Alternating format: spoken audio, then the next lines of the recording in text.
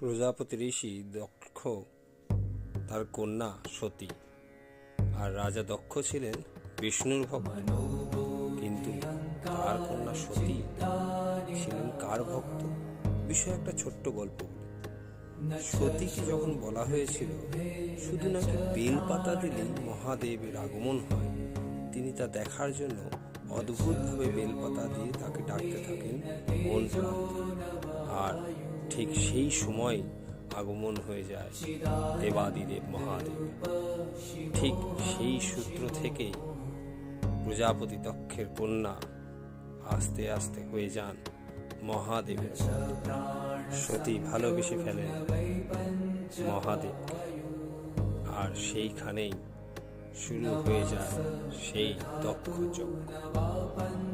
পরের এপিসোডে শুনতে পারবেন বাকিটুকু।